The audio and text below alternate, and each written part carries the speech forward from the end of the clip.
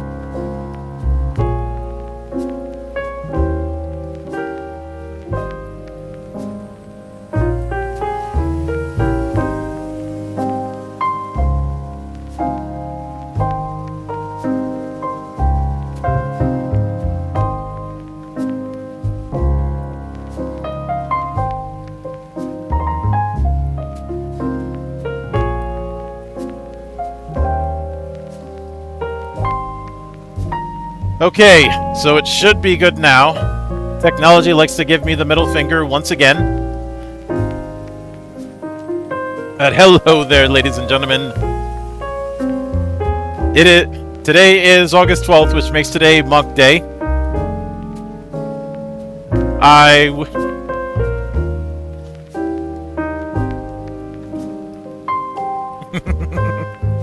Oh.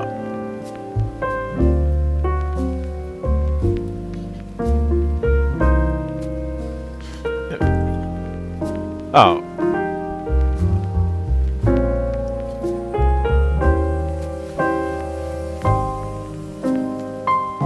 Oh. No, they should be able to.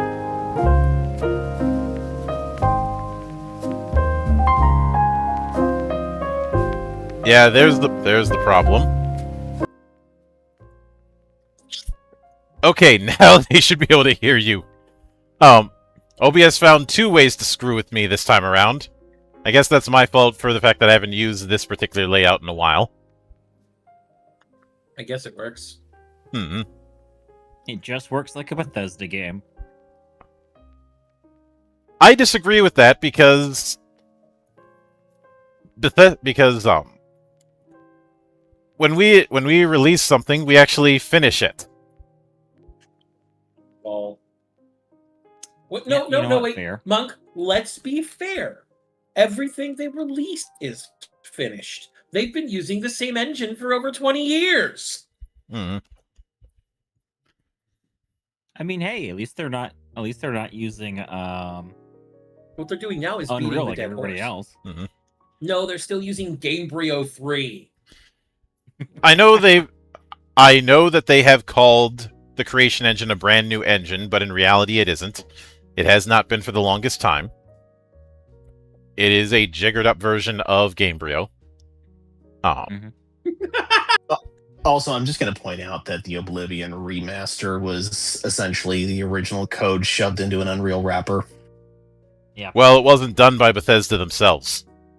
It was done by a third. It was done by a third party in the Philippines, which is probably a bigger reason why it worked.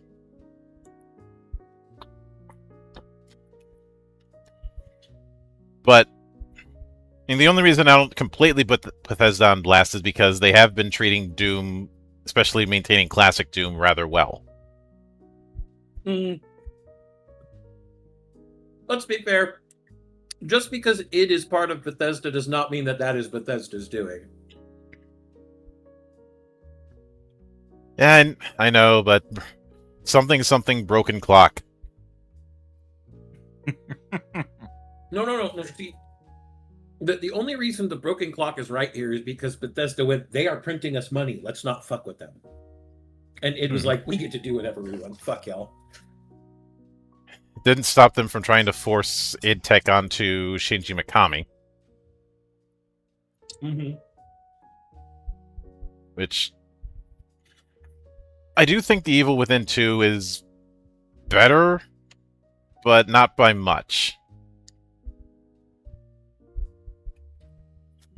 But regardless, I am joined by my good brothers in the temple, Brother A, Brother Novell, and the bane of my fucking existence, good Brother Zan.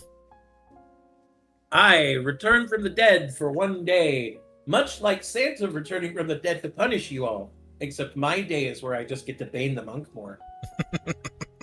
I would have figured it was more like Goku. Oh. No.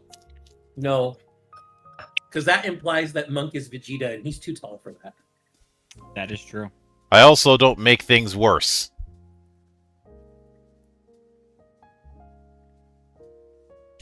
Although, the times that I have gone scorched earth, it's even stunned Doku with how far I'd go, and he was like, "Damn, man, you don't play." Am I the only one who is surprised by how far you go?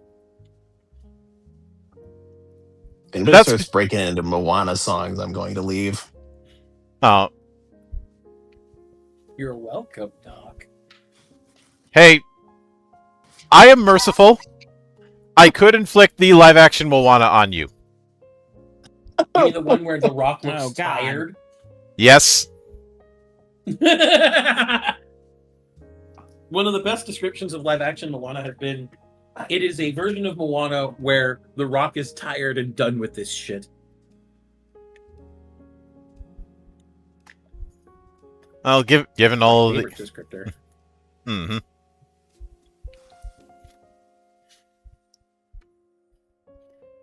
I think it was. I think the fact that that went through was a case of learning the wrong lessons. Ah. Also, some people have been trying to play. I told you so. Say, oh, your prediction didn't work because of what I said. Because of a prediction I made regarding the Odyssey. Mm-hmm. But they thought that I had said, oh, the film's probably going to lose money because of the budget. Which is not what I had said. I said it's going to break. It's going to break. It's going to get in the black, but not, for lack of a better term, black enough. You can only say that because you're black. Fuck off.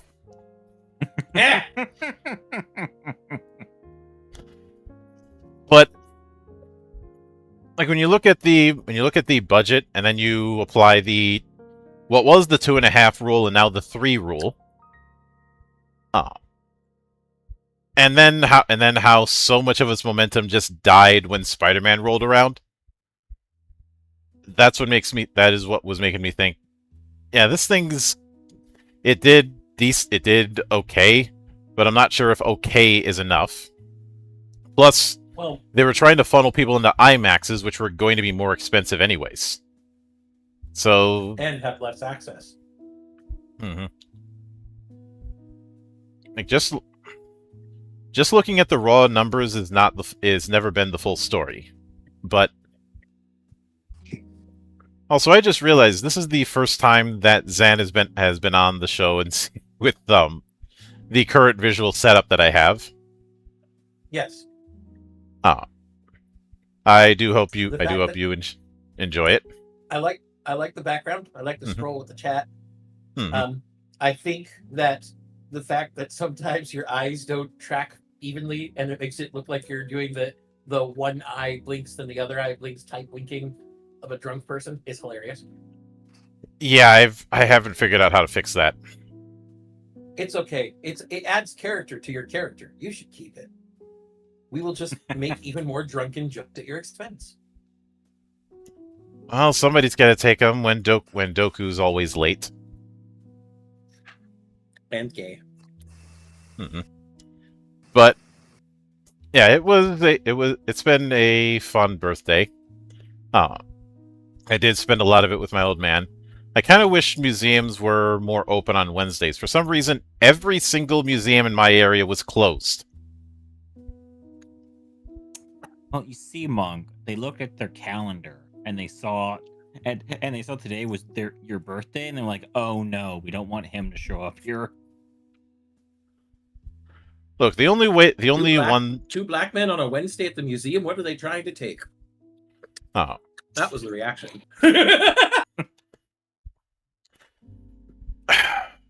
and Rion says monk clipping through the floor and killing random old children to take their chicken. Like random old women, Monk. Oh, Not random old children. How are old people children? I mean, isn't an old child just an adult? yes. Nowadays we call them blue sky users. Yep. The one place where Well, where my hate brigade seems to only be able to exist. No, Monk. I It's call blue them sky. They hate everything. They they also hate themselves. No, Monk. I call them Delulu Clarith canonizers. Yeah. We aren't getting into it. We aren't getting into it because I am so into it all over Twitter. I swear to God. Yeah. That or Nobunaga. Nobunaga's my guy. Mhm. I do need to give a disclaimer about Nobunaga. He is an author. He lives in Japan. He writes the stories that he does on Twitter based on submissions given to him and gives them the spin of if he were the person in that position. And yet, Some of the stories actually are his from when he was over from the US, but he will never tell anybody which ones are. oh, And he's as anti-commie as the rest of us. oh yeah. Him and Tucson, I seem to have interacted with quite a bit. Mhm. Tucson is an absolute treasure, and I appreciate him going out of his way to try and hype up his local area of Chiba. Um, I had to tell him that I'm mostly a tea guy and not a coffee guy because of that incident. Mhm. I.e., why no one will ever trust me with coffee again. Everybody's heard that story. Yeah. Right. Despite the story getting me chastised by a certain cyber elf who had to remind me every 5 minutes that she's from Puerto Rico. Uh-huh.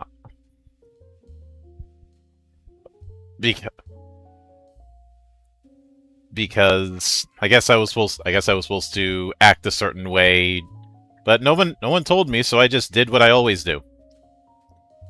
Act completely unhinged.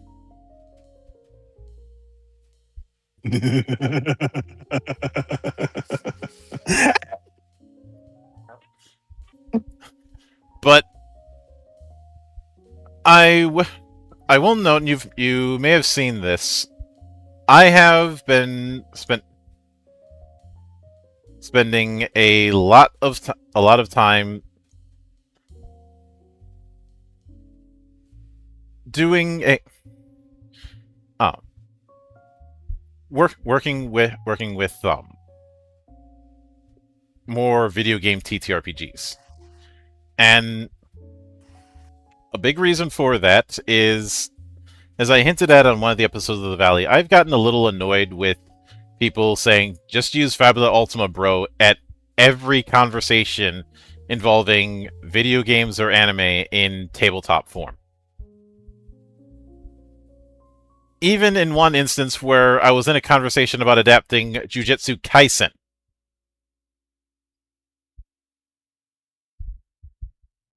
And then someone threw Fab Ult in the conversation, and I'm like, what the fuck are you talking about?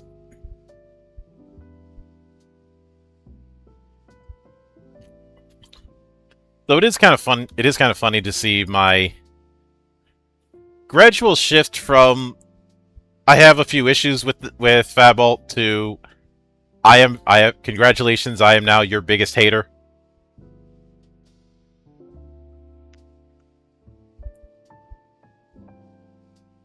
I laugh at them. Mm-hmm. And then go play other games. Hmm. And I look at that as it's a similar kind of obnoxiousness to. You remember those GURP stands who would constantly insert GURPS into everything? Mm-hmm. It was like, oh, you can run that in GURPS, which can you run something in GURPS? Yes. Should you? Probably not. Not unless you want to put in a lot of work. For those who don't know, GURP stands for Generic Universal Role-Playing System. Mm-hmm. Now take all of the things we've ever said about the pitfalls of universal systems and put them in one game. And once you're actually playing, GURPS is fine. It is harmless. I think people overrate the bell curve, but Zan, you and I have talked about this. People overrate the bell curve in general or put way too much stock into it. Mm-hmm. With just about every game that uses dice or any randomizers, period. But Doc, well, I do have my stock in it. It has to keep going up. Otherwise, I can't retire.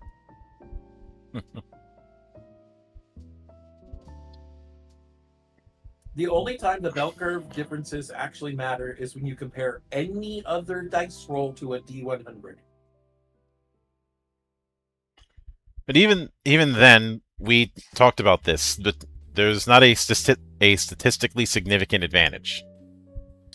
Yeah, with anything else, D20s, 3D6, whatever you're going to use, there's no statistically significant advantage or disadvantage to how your dice rolls work. It just depends on how spiky or flat you want your curve to be. And looking at a dice roll in isolation is kind of pointless because tabletop RPGs are built around context.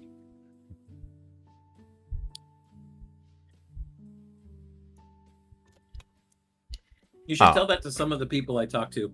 Apparently, they don't think that tabletop exists around anything but dice. Oh wait, we've talked to the same people, Monk. Never mind. Yeah. There's the I remember when Lost Haven told me about somebody who turned up their nose at his booth when he explained that his Abaddon game used playing cards, and they're like, "Nope, I'm a dice goblin. No, thank you." And just hearing the story, I was like, "Bitch!" Because how you didn't even let him you didn't even let him finish. You just dismissed him just because he's not using dice. Yep. Some people are just cunts. Yeah. I've had some people, because of the fact that I've treated shooting at grognards as an internet sport. I've had some people ask, what radicalized you? What radicalized me was wanting to run a Ronin Warriors inspired campaign a long ass time ago, and getting shouted at in the store I was at the time.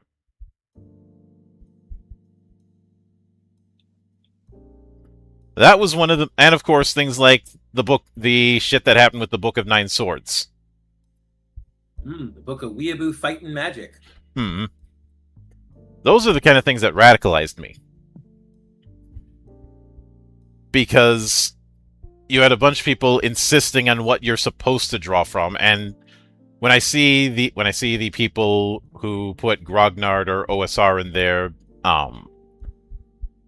their banners, I see the exact same things.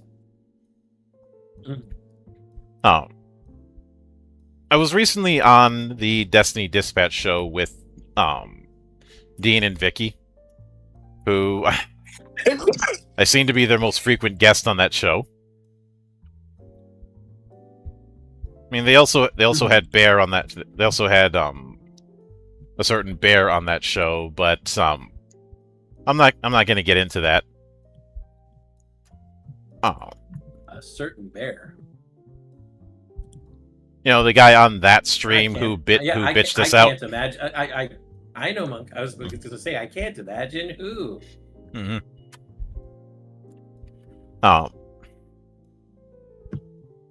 Who I found out he decided to, after all the stuff him and his group have been talking about, he decided to jump on the 5e bandwagon, which is too funny to me.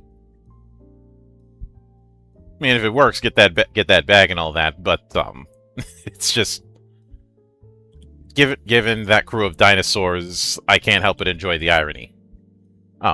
Yes. But yeah, I have always advocated, even since I was a little kid, the idea of blending in elements of video games or anime into tabletop. And even before I had reliable internet, that made me a bit of a maverick. I know some people attribute that kind of thinking to internet shit, but I can say it from experience that wasn't the case. I was seeing that stuff before I was even on any even on old Usenet forums.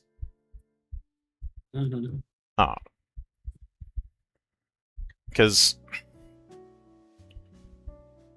I think the big issue is, Zan, you and I have the attitude that role-playing games can be just about anything. They can be just about anything. And they can be for anyone, but they should not try to be for everyone. Yes. Indeed. There is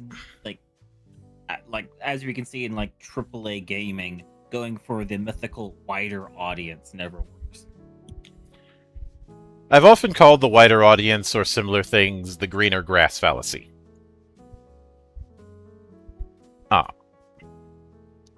The grass is greener on the other side, but that green is because it's radioactive.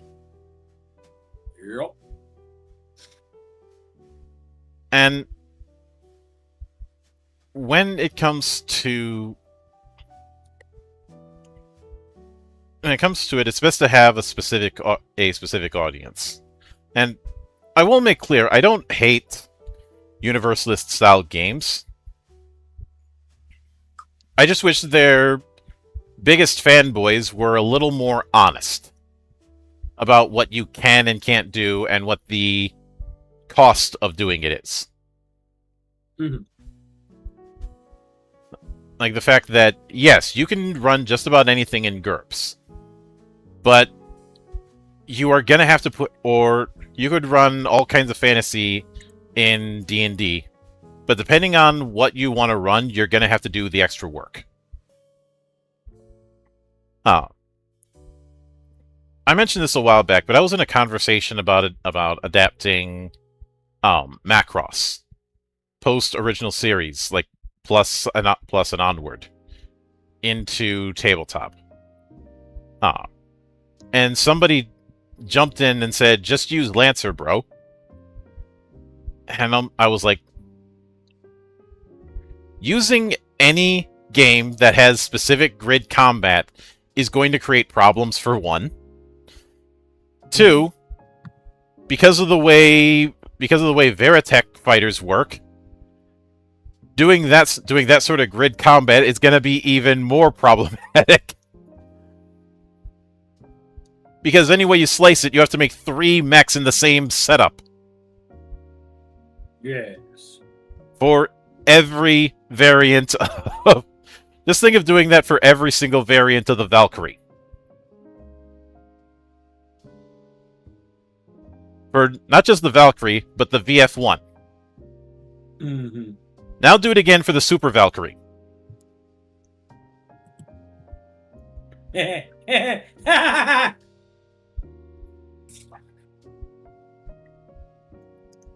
This is why even though we technically used the map when we did the Hannibal campaign, I was never going to do that in grid combat. That was not happening. Yeah. Especially with your mech, or should I say mechs, My near 2 the end. mechs that I could combine and detach as needed and control in really fucky ways. Yeah, I remember. Yeah, trying to do that in standard grid combat would have been a nightmare. But speaking of nightmare, I have to step aside for one moment, so I'm going to hit the BRB.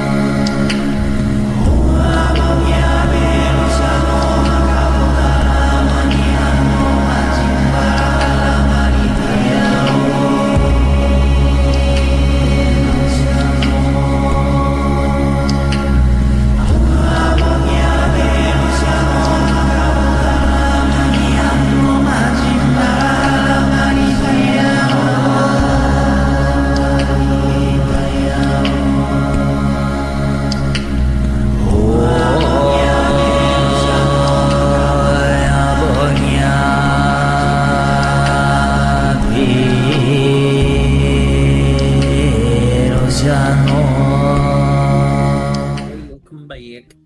And we are back, ladies and gentlemen. After I had to go take a Watsy. Oh. Leave Although- Alexi. And speaking of that, I did have a bit of a laugh at their Gen Con announcements. Oh yeah. Specifically the fact that they want to do the Universes Beyond thing with D&D like they did with Magic. But outside of Final Fantasy, I can't think of any Universes Beyond project with Magic the Gathering that was actually successful.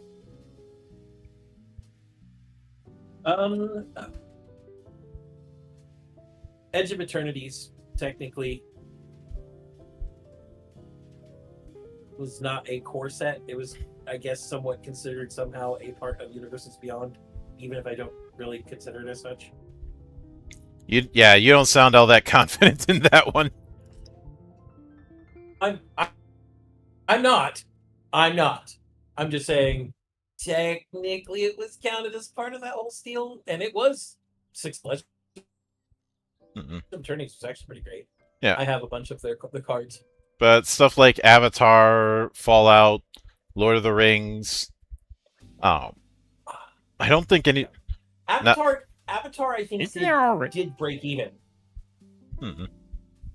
Isn't there already a 5e Lord of the Rings book? No, I'm This not is talking more about. Magic the Gathering cards. Yeah, I'm getting to that in a second. And there is, it's by Free League, which is why it's not shit.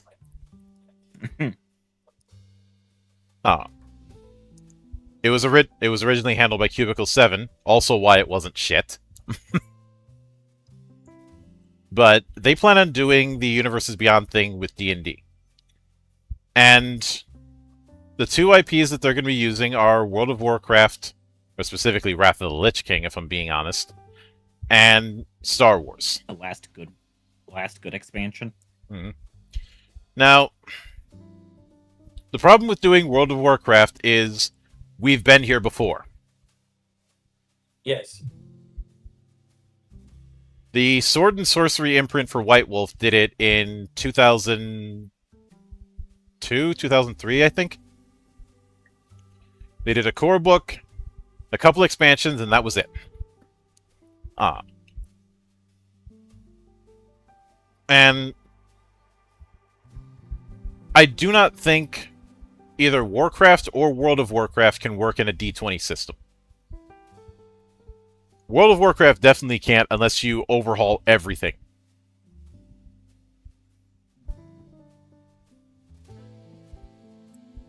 When I say everything, I mean the way spellcasting works, the way you get abilities, having to do some nod to talent trees or specializations. And the classes and subclasses in 5e aren't the same. They're just not. And there's also the fact that a lot of the classes in World of Warcraft do not work anywhere the same as as the classes in D&D that have the same names. I think a big example of this would be the Warlock. A D&D Warlock and a World of Warcraft Warlock are not the same.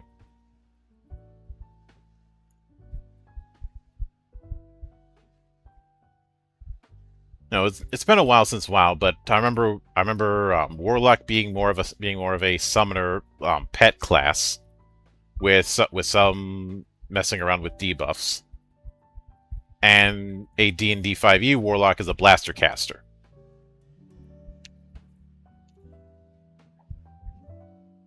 And then I think of, say, Mage in World of Warcraft, and then I end up thinking about how very slim pickings you have if you want to use Ice Magic, and that's one of the main builds for Mage, is a Frost Mage.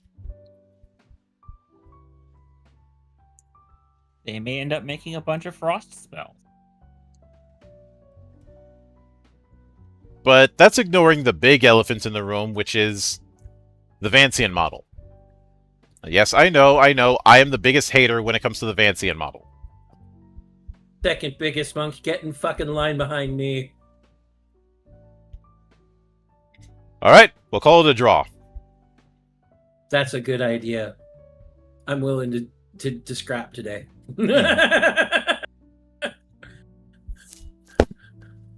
But it's not like I've done multiple articles and videos on the matter, or take a pot shot at every chance I get on streams. But that model, like I don't froth at the mouth every so often. Yeah, that model and the way magic and energy work in World of Warcraft don't mix. Yep, MP is a thing. MP is a whole ass thing. I know there's that thing in the DM's guide about combining spell slots to make a MP system, but it's not really an MP system.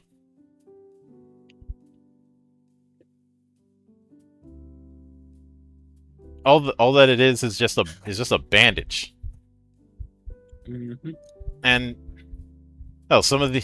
and the other one was Star Wars. And there are two big problems with this. One, until I hear otherwise, I'm still under the assumption that Edge Entertainment has the Star Wars license. Edge, and by extension Fantasy Flight Games, has had the Star Wars license for the last 10 years. Mm-hmm. And they have not put any release whatsoever about losing that license. And on some of the fan communities, they have stated that they still have the license, which makes me believe that the Star Wars thing is going to be a one-off. Now, here's the other problem. There's already a very, very good Star Wars 5e that already exists.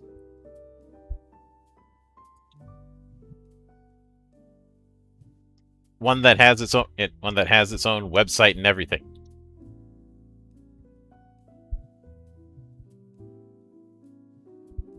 And much like what we did, Zan, that website has their system has its own wiki. Yay!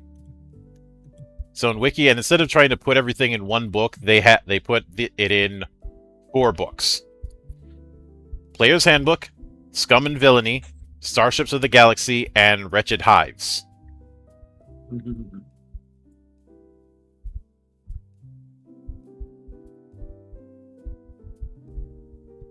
And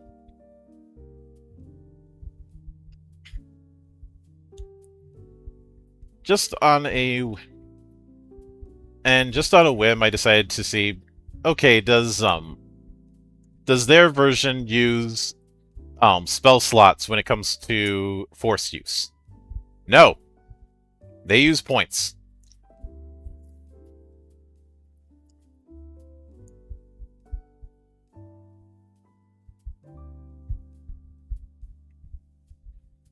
there are levels to force powers, much like there are levels to spells, but you have force points and you have a certain number of powers that you know.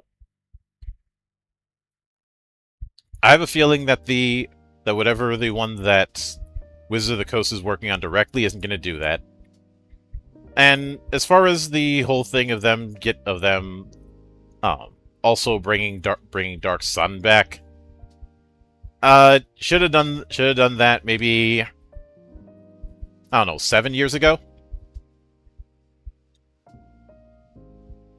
Like, let's be honest, they're gonna neuter the hell out of Sun. They've been trying to make a big deal out of claiming it's the first 18+ D&D book they've ever put out, which I think everyone here knows that's bullshit. I can think of 2 right off the bat. Of course we both can think of 2 because they had that giant-ass sticker on them every time we passed them by at the LGS. Or on my bookshelf. Hmm. Because everybody remembers the Book of Vile Darkness. Yep. And everybody else remembers... I don't even want to... Like, the Book of Vile Darkness is vile. Yes. There was that same sticker on the Book of Exalted Deeds. Yup. But then there's also... Then there's the one whose name is just straight up... It's technically not made first party. It was made under OGL as part of the Valor Project. Everybody remembers the Book of Erotic Fantasy, right? I had to review that. I had to review. At least it wasn't fatal, and we still haven't done our reading. We haven't done that reading because I'm trying to figure out how I'm going to do it in a way that's not going to get me kicked. I mean, you can always go on Kick. Nobody cares about Kick. I haven't used that since the Emberwind campaign. Mostly because I got sick of how I had to have Kay do double duty of both streaming and recording, because I couldn't just grab the VOD file off of Kick the old-fashioned way. Mm-hmm. No, you had to go through a bunch of extra fucking hoops. That's why I stopped using Kick. It wasn't out of protest over them having certain people there or doing casino shit or whatever. I don't care about that.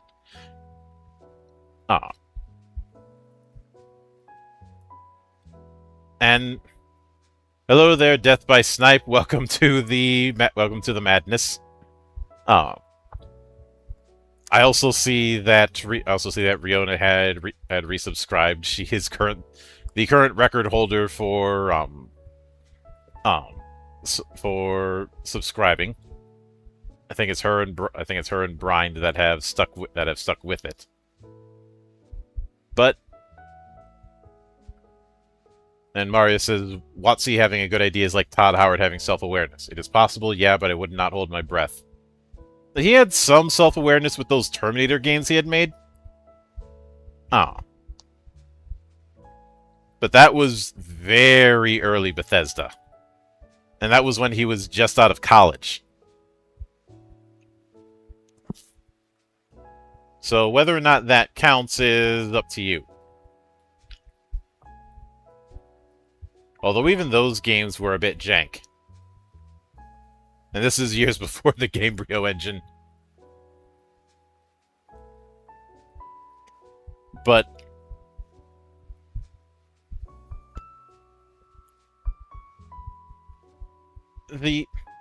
now I will note that the team that did Star Wars 5e is doing a Unbound Fantasy project where they're basically taking some of the stuff they learned and going multi-genre with it. But the point is that when the D&D Star Wars 5e project comes out, it's going to get compared to the fan project, and in that comparison, it's going to lose. Indeed. Indeed. I don't know. I And- said that way. I'm pretty sure someone might say, "Yeah, but this is the first time in a while that D20 has been used for Star Wars." And like, don't bring up D20 and Star Wars to me, because you're gonna lose that argument too, because Saga Edition exists.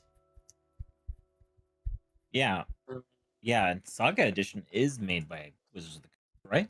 It was.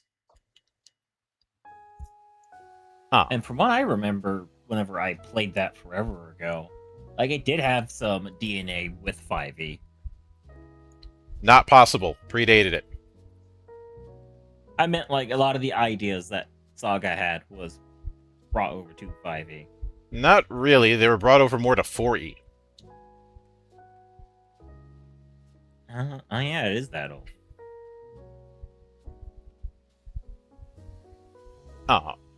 Things like turning ability score, turning saving throws into defenses, the talent system, the way talent trees worked, the way force powers worked, the condition tracker. A lot of that stuff got transferred over in one form or another to 4th edition. Tome of Battle also got transferred over a lot to 4th edition, which I remember in that presentation at Gen Con in, I think it was 2007, 2006, where they outright referenced Tome of Battle when it came to the overhauls they were doing for 4th. And I think the only person who, well, not the only person, but one of the big people who understood what was going on with 4th was Matt Colville. Because when we did the deep dive on Draw Steel, it was very clear that he was channeling 4th edition. And then Peter Leclerc told me that he was talking about wanting to do a 4th edition project for years on some of the forums that he was on. And Zan, once again, I find it funny that the edition that we're supposed to hate, we keep finding people who use that as inspiration for their own projects that carry that DNA. Mhm. And I know that there's the line about, oh, 4th edition is a great game, but it shouldn't have had the D&D name on it. At first I was defensive about that, but as time's gone on, I'm starting to think that that's a more damning statement on D&D than anything else. Does that make sense? Mhm. Because what it's ultimately telling me is that 4th edition is that D&D wants to be stagnant. Not maintaining traditions, but actively stagnant in the way that sim racing is stagnant. And despite the popularity that it's been enjoying in 5th edition, when I look at where first party has moved, I can't help but shake the feeling that it's been running in place for over 10 years. I can see why you say that. Yeah. And I've brought this up in the past, but in 3rd and 4th edition, we at least had brand new settings put into the universe or multiverse, depending on how you want to look at it. You know, we had stuff like Eberron, and I feel like there was one other campaign setting that got a lot of attention in the 3E era. I can't say Yeah, I was gonna say. I was going to say Forgotten Realms, but Forgotten Realms was in 2nd edition. Well, Forgotten Realms was created in 2nd edition by, well, Ed and everyone else. Mm-hmm. I'm trying to think. In 3rd, was it Eberron and I don't know. I can't think of it off the top of my head. Yeah. Though it does remind me that they're putting out new Dark Sun books. Yeah, which I've talked about the fact that should have been done years ago. Mm-hmm. And them boasting about it being 18 plus feels like they are focused on the wrong things. Like they're going to overly focus on the violence when Dark Sun certainly can be violent. It is the most sword and sorcery of a lot of the early settings. Yeah.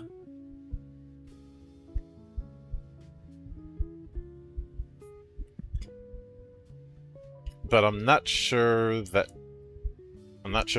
the right call.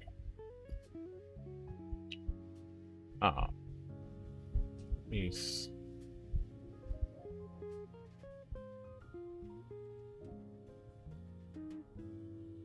But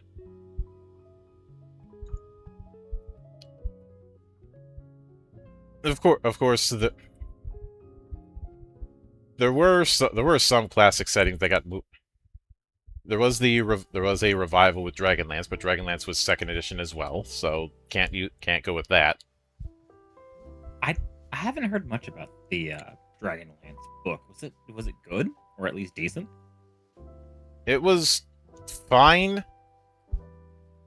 Oh.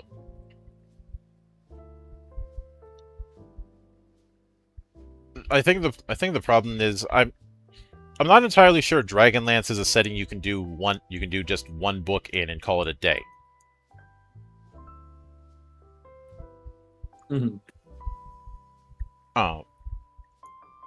I know that there was that advanced copy of a L5R 5th edition book that Anyong had gotten, but I haven't heard hide nor hair of that in a while.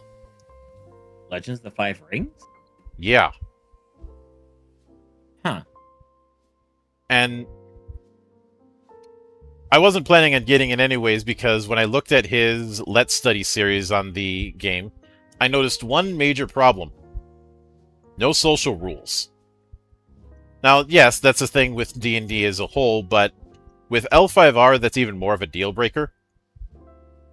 That's kind of like that's like one of the major pillars of L5R. That's what the core tiers do. Yeah. And it's like, if you don't have that, then what are you really doing? And there's only really two places you could do a traditional... Actually, let me take that back. Within Rokugan, there are 3 potential places you could do a dungeon run in. The Tomb of Iuchiban is one of them. Maybe the Shinomen Forest. I wouldn't recommend it because that's where the Naga sleep, and they don't want to be woken up early. By Naga, you actually mean the Cobra chickens. Yep. Same difference. Geese are worse than Nagas. Mm-hmm. And you'd also end up pissing off the Dragon Clan going into the forest without permission. But I am the Dragon Clan. Oh. You still didn't get permission. Mm-hmm. I'm the head of the Dragon Clan. Fuck you!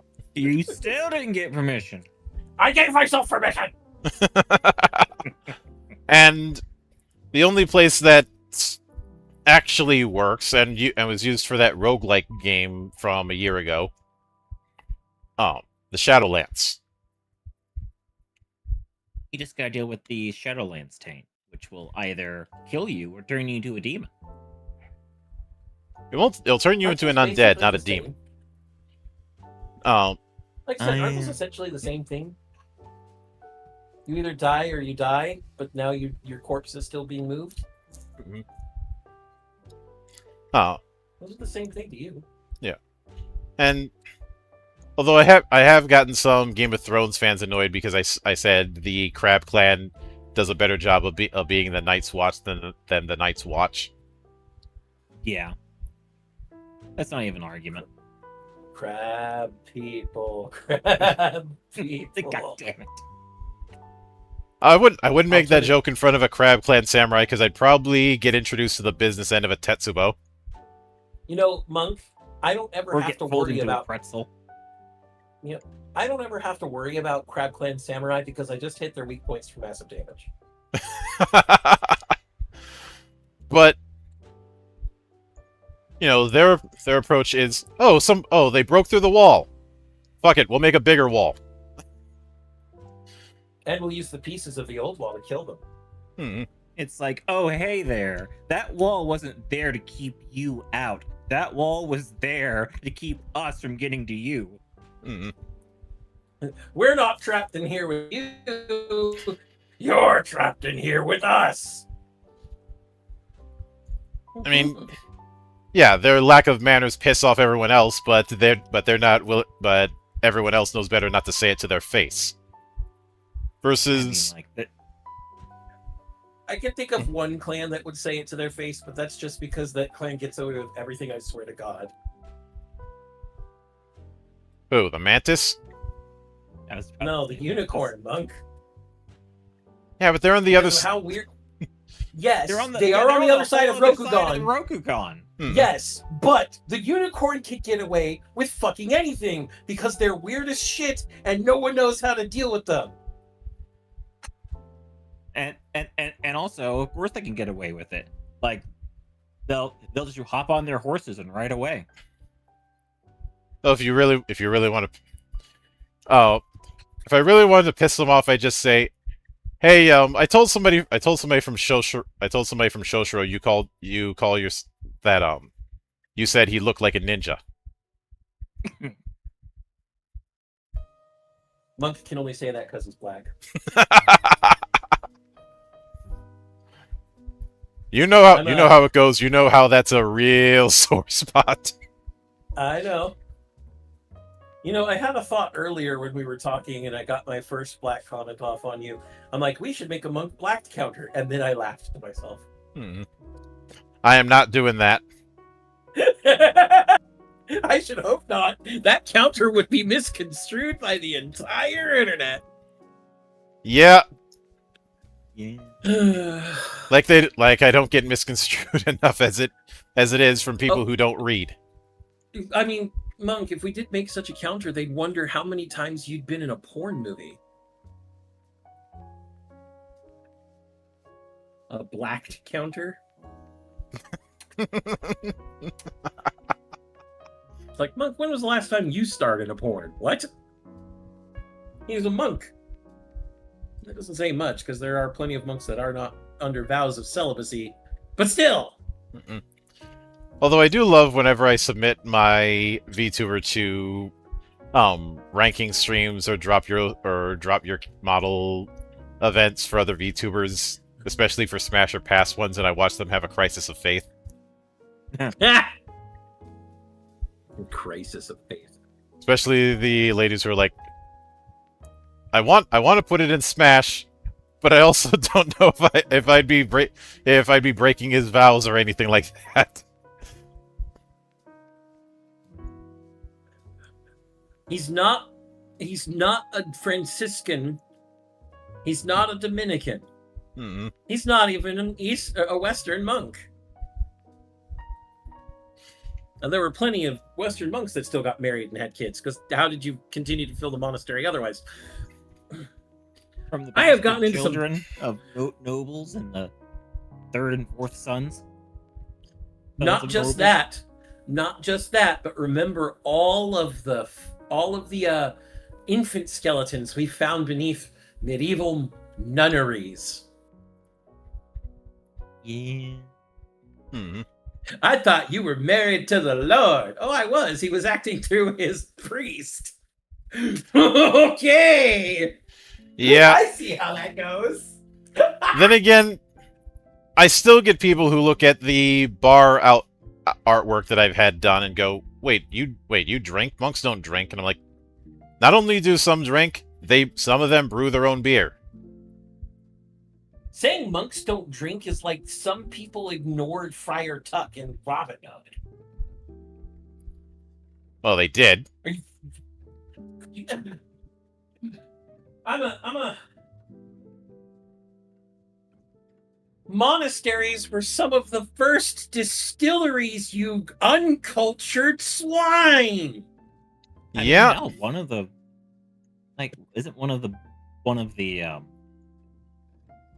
isn't there like a monastery in Germany that they make world class beer and people order like 10 years in advance? Oh, let me check.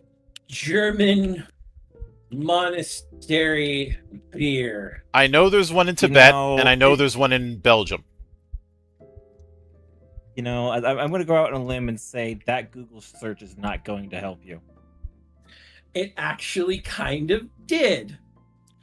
The first search term says monastery brewery Kloster Andech. I know I said that wrong. Yeah. My Deutsch is not that good, and I know you said that wrong. I sound American. Thank you. So, Monastery Brewery is one of the last genuine monastery breweries managed by an active religious order, entirely independent of corporations. It's the Benedictines of St. Boniface. I don't know if that's Boniface or Boniface Abbey in Munich and Andech. Represent a special monastic brewing tradition. Here, beers can mature into an enjoyment for the body and soul. And this has been brewing since 1128 AD. Fuck you. Mm-hmm. And they actually sell their beer in the U.S. apparently at some point at some places. You can get them from places like Artisanal Imports in Lockhart, Texas. Mm-hmm. Oh, I know where they are. I know what Artisanal Imports' subtitle is, Monk. What? The Seventh Heaven. It's a bar that sells monastery beer in Lockhart, Texas. That joke writes itself. Hold on. I'm gonna call my uncle real quick. I'm gonna ask him for a loan to open a bar.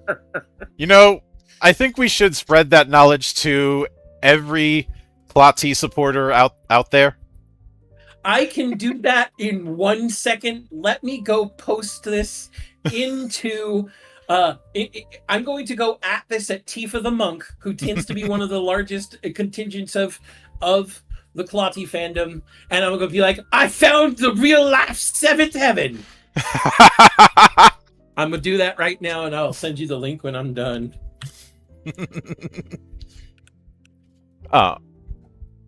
Because I know my audience, and I do remember a while back somebody asked me why I keep picking on Cleareths, and it's because well, for one, they make it so easy. 2, it's funny, and 3, I asked them to state their case, but they didn't state it with respect. I'm not doing a Marlon Brando voice. Mm-hmm. Like I gave them the space I gave everybody, and they expected me to side with them. Like, all right, see if I sleep with the fishes.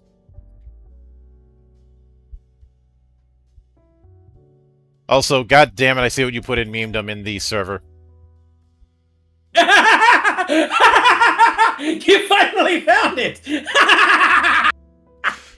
Oh. Mario says, if Mildred's a Western monk, he's a Benedictine from Buckfast.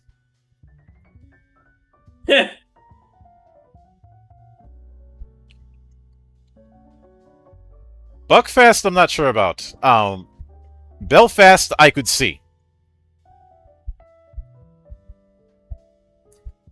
Just so long as I'm not having to play the spoons with Finley.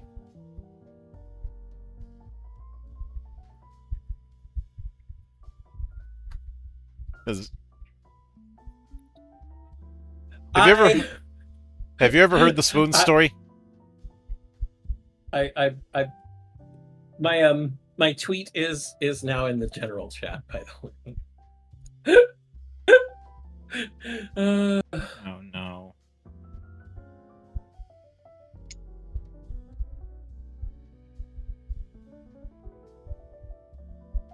Let's see. Let me see it. Just a heads up, I found the real life Seventh Heaven. It's an import shop that sells beer made in a monastery from Munich, found in Lockhart, Texas. Artisanal imports, Lockhart, Texas. Yes, it writes itself. It's like poetry. It rhymes. Yes. Ah.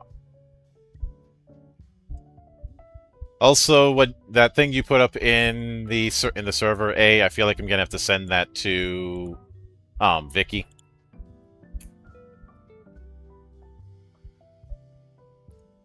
This is fine. I am the dealer after all. Mm-mm. Memes. DNA of the soul. Oh yeah. But I have had some back and forth about why I continue to keep picking on the OSR. Aside from the fact that I have not taken back anything I said in that video from 2 years ago. Yes. It is the lack of humility among that crowd. Yeah, I don't think they ever had humility, Monk. Oh. Because you look at how they talk, even amongst each other. And there's this attitude, a pervasive attitude that the way that they do things is the one true way. I know it could be argued that the same thing is said from quote-unquote theater kids, but the difference is theater kids aren't trying to correct me. I don't know the theater kids you hang out with. Well, most of the theater kids I got stuck with, they try correcting me all the time. What I mean is when I post my thoughts on design, I don't get some theater kid trying to correct me. I think because at this point some of them would know better in the fact that I'd probably rip them a new one. The Grognards believe that they are gospel, the truth, the way, and the life. We should be calling all of them Jesus so that they then get deported.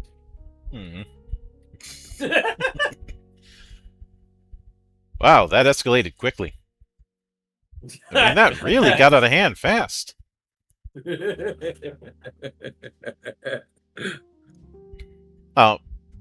I will note in advance, I am working on something that might be a monthly thing in the future. With one of the newcomers to the monastery, I'm gonna be doing a monthly thing of having them go through the Lone Wolf game books. At the very least, the Kai arc.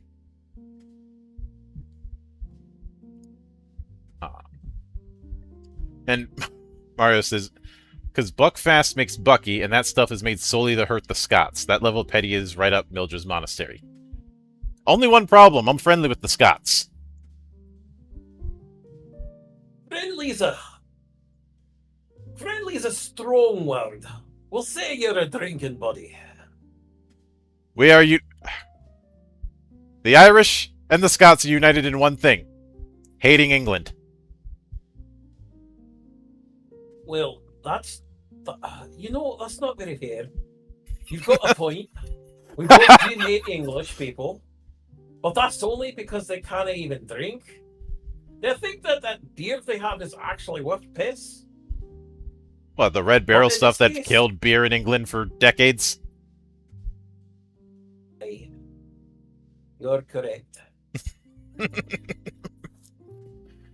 you don't know what I mean by that, go look up Wheatley's beer and how overexposing on that almost killed the variety of the beer scene in not just England but the greater UK, because it was massively overexposed in the 70s and 80s, and because they spread themselves too thin, they ended up killing their own company by its sheer success. Right. And Hydra, hating the English may be low effort, but it's built into us. We don't even have to put in effort. It just is our status quo. Mm-hmm. Well, that and hating the Campbells. Keep bringing up their name. Drown them in soup after their name. Hey, One thing. It's enhanced conversation techniques. One thing that I still feel Peter Jackson missed an opportunity on is actually turning Billy Connolly into a dwarf, rather than just having his face on a giant CG dwarf in, Battle of the Five Armies movie. Mm-hmm. He should have just put Billy Connolly in armor. It would have been magnificent. I could certainly see it. Oh. Also, second of his name, the Ironfoot. Yeah, and that is as dwarfish as a name as it gets. Oh. Right.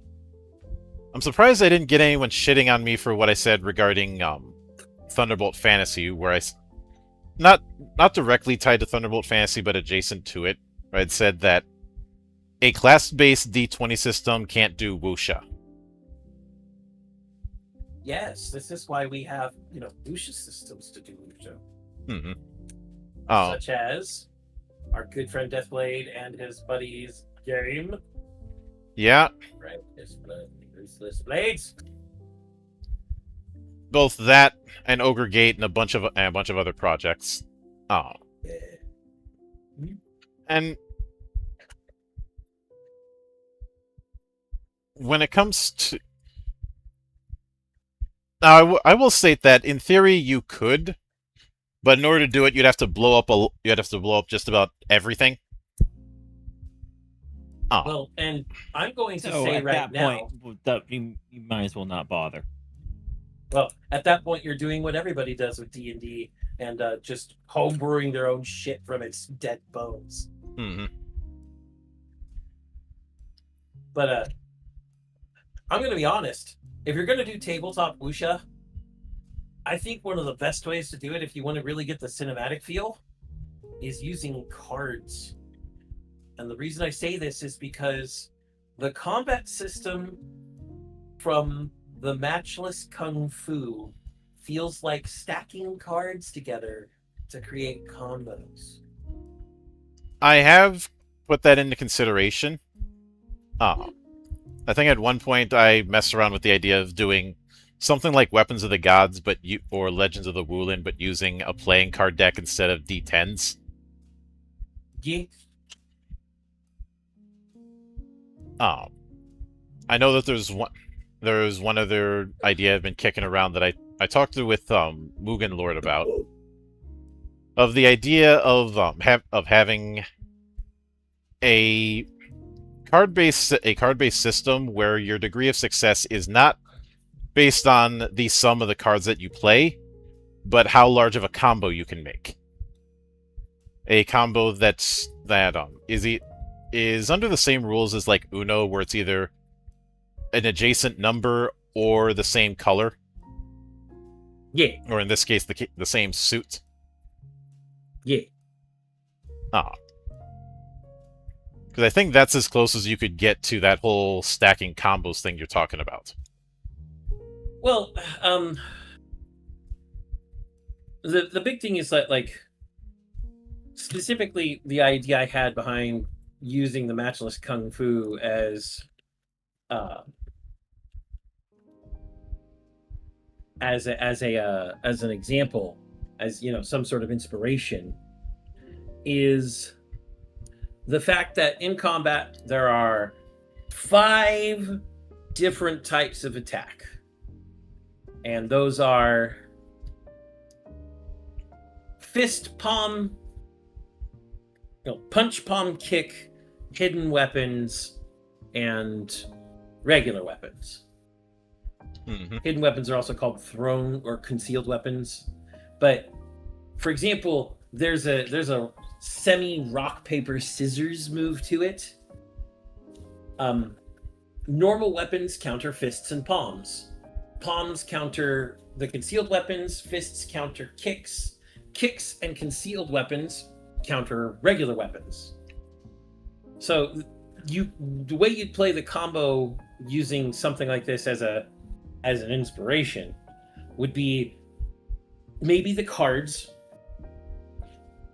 that you're using account for however many move types you're gonna have, and they have their own rock paper scissors thing, and the way you get the largest combo is by eventually countering out your opponent's moves by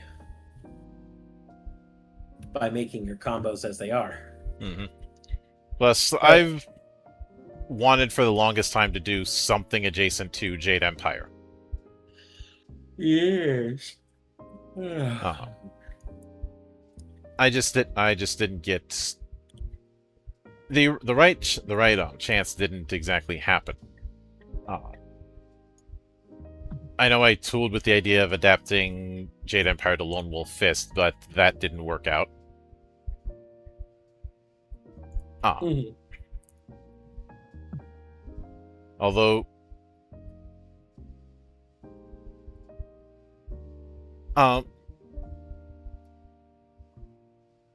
one of the big reasons why I think a class-based D20 based system can't work for Wuxia is the same reason why doing a lot of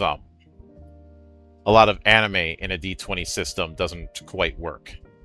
And the ones where it does work blow up the system and start with a skeleton.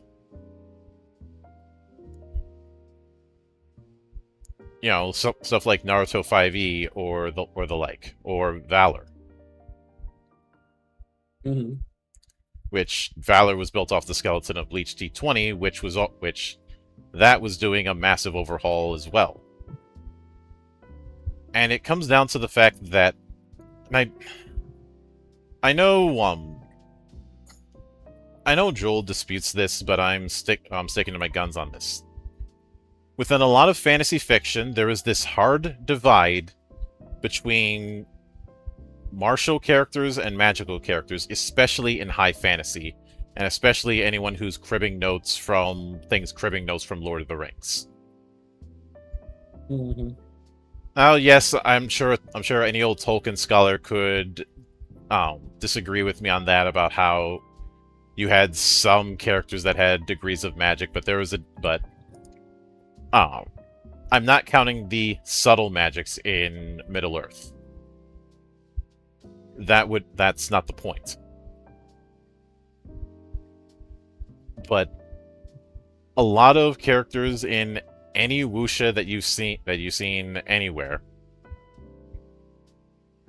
end up straddling the line between martial and magic. I would like to point out that there is a trope, and I've pointed out numerous different tropes about body cultivators in the past, but now I will point out another trope about body cultivators in the present. There is a trope, and it's recently displayed in one of the many wuxia novels actually it's a Shansha novel, but still, that I'm reading, where a man has cultivated his body to such strength that he can grab the fabric of space and twist and break it. Now, this sounds like magic, because in most cases, people are like, that's just a magical effect. No, he does this with his sheer strength. He just grabs the fabric of space, twists and rips it. Mm-hmm. And even with that kind of approach, it's not. With a lot of systems that involve magic, there's this idea that only certain people can do it full stop. More often than not. And when you look at Wuxia, when you look at Qianxia, instead of it being only certain people can do it, it's anybody who's dedicated enough and has the right amount of crazy can do it.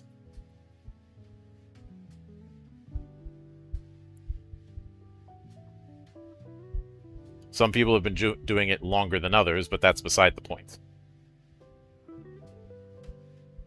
Which I think is why CJ had made the remark that that it makes an ideal magic system for fantasy because just about anybody can do it.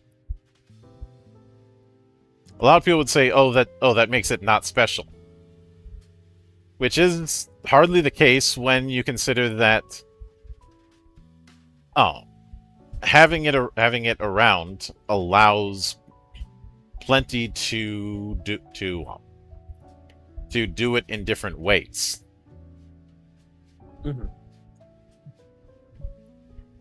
Like, you look at any shonen battle manga with a magic system, and you have, even if you have the same source with that quote-unquote magic system, you can have an entire cast and each person is doing it differently. Mm-hmm. In that regard, I'd say they have more in common with the way quote-unquote magic systems work in World of Darkness than anything else.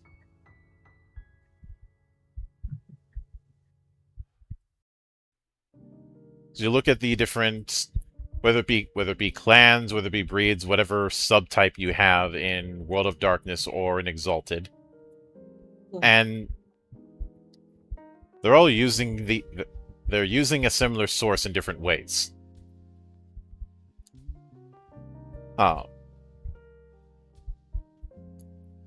Some of them just have stuff that's unique to them, but that's not all that they can do. Like, look at the clans in Vampire. Mm-hmm. You know, there's the arts that everybody can do, and then there's the one art that they have.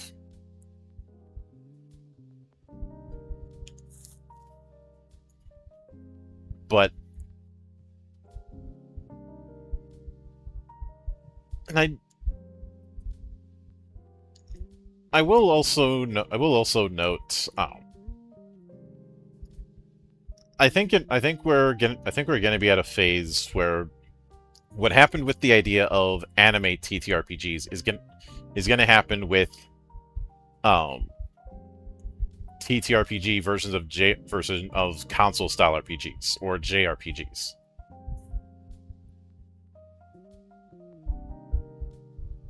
And by that I mean the broad strokes version of that kind of thinking is going to be going by the wayside in favor of more specific forms. It kind of already has. It's just that the specific form has been kind of the same for a while. Hell, that was the pet peeve I had that led to the creation of Legend Edition, which I wouldn't say is in that same broad strokes as, say, Fabalt. Because it is focused on Final Fantasy. Whereas Fabalt wants to act like it's the entirety of console RPGs. Except not. How did you put it? Specific when it needs to be broad, and broad when it needs to be specific? Yeah. Which I had forgotten to ask when we did that a while back. What brought you to that particular tagline?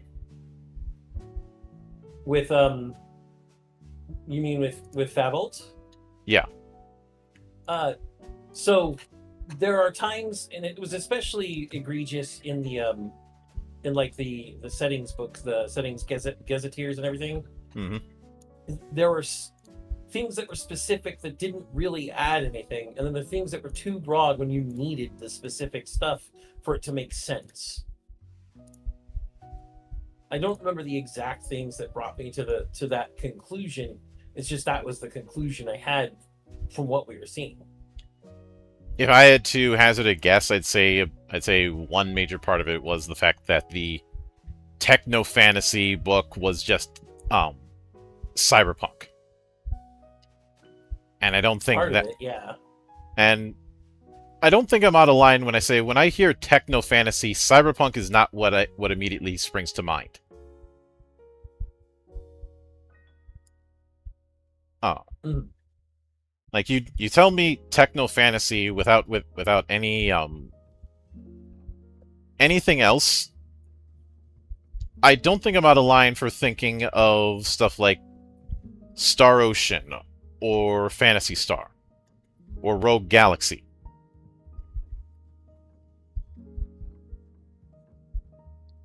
You I know, love Rogue Galaxy. That's such a good game. you know, those science fantasy space operas in console RPG form. Mm. Well, okay, Phantasy Star isn't exactly a space opera because you spend most of the time on one planet in each of the games. But I think I mean, technically, but I think you get where I'm going with that. yes. I also would like to point out something hilarious, Will. Mhm. You have the same birthday as Silvervale. Huh, funny that. Yes. I'd be surprised if... I just realized something. You've Shoot. never seen Silvervale and Monk in the same chat together. Well, that's because it's never going to happen.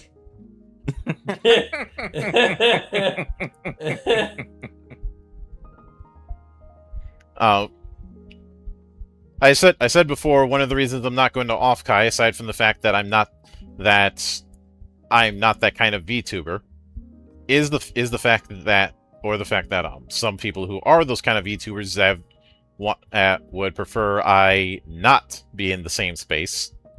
But also the fact that if I go there, it's just going to be me going, "Look, Vegeta, more short people." Vegeta. Vegeta. I got to you. But, and yeah, I have said that when it comes to that type of VTubing crowd, I've already seen some people from that crowd treat me like an other when they find out what I do. I still remember that one group who was like, "Are you one of those Warhammer weirdos?" And you don't forget that shit. I mean, technically, you and I are both Warhammer fellows of a certain type. It was the tone. I know. And now Warhammer's popular, so all of those people are pretending like they were always fans. Oh yeah. Then they get mad when I point out the flaw. As they often do. But there have been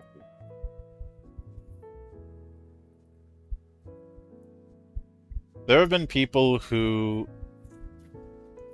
have looked at me sideways because of the fact that I don't cover just D&D. I think when one person asked, I had said, D&D is a great game for people who want to treat tabletop like a side chick. Yeah. You're not wrong.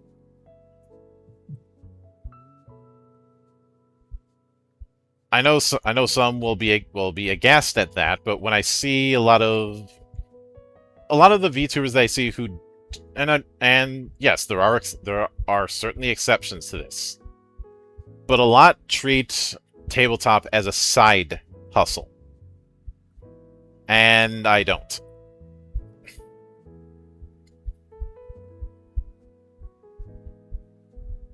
And the approach. This is, again, aside from all the controversies, why it's unlikely.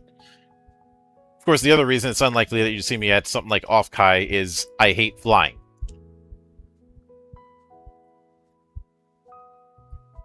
And I especially hate flying to the coastal cities because that's going to take longer. Mhm. And let's be honest, like Off-Kai's not that great to begin with. Yeah, Off-Kai is...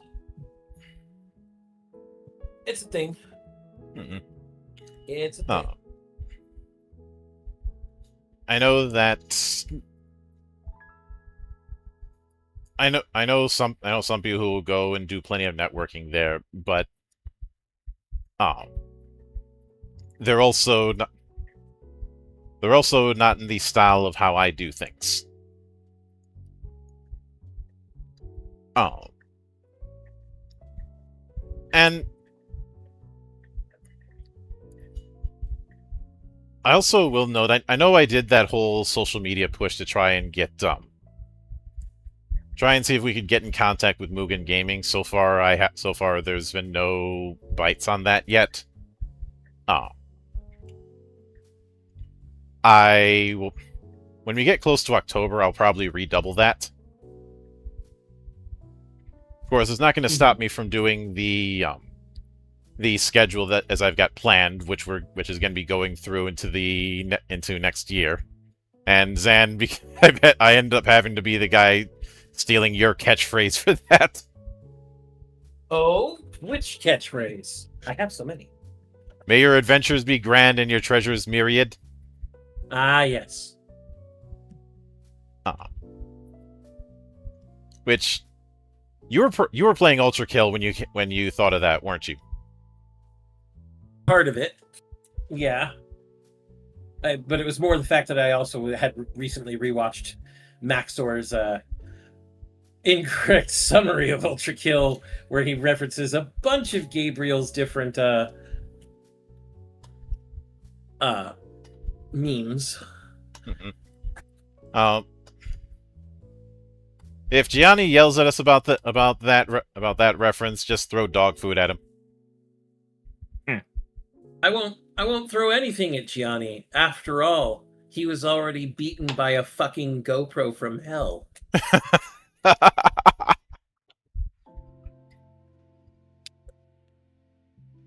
But I will note in recent weeks I've had a secondary model that I've been using for the Valley of the Judged. The eventual plan that I have is that for each individual show, I have a different class model. One of the ones I'm working on is going to be leaning more towards Metroidvania. And another one is going to be on the vein of that Ronin design that I had Drakia do a while back.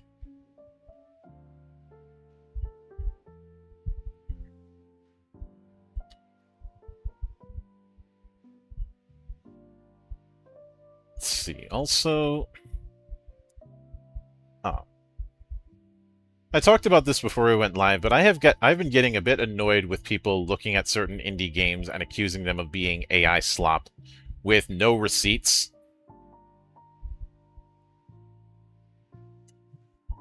Mm-hmm.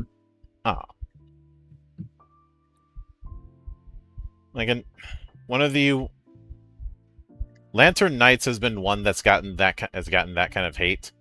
from Kingdom Hearts diehards. It's like everybody wants more of Kingdom Hearts until they get it. Or it's I guess it's in that vein of only one person should be doing this style of game. Mm. You know, like the people who looked at that Hellspace thing and were like, this is just an Everspace ripoff when it really isn't.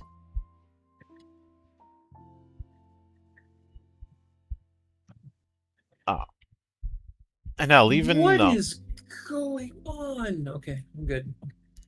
That's enough internet for today. Oh, what broke?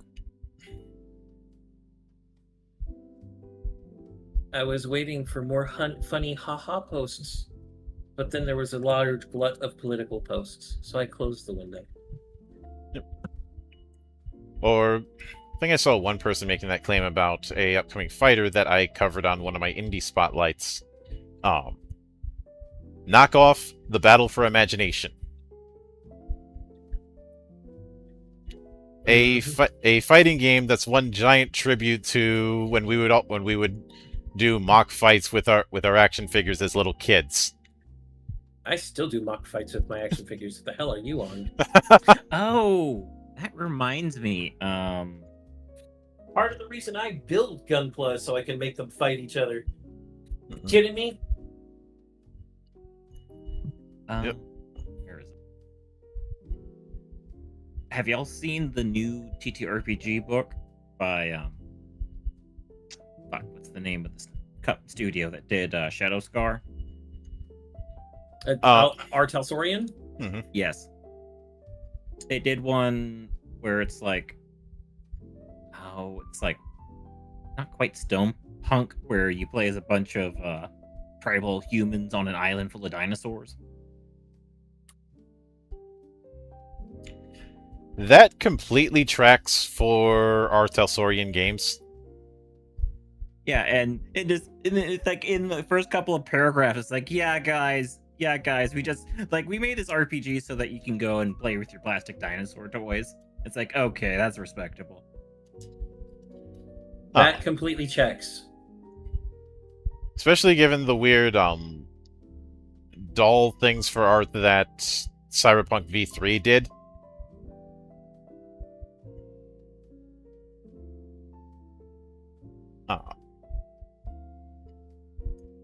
Plus, I have to wonder if that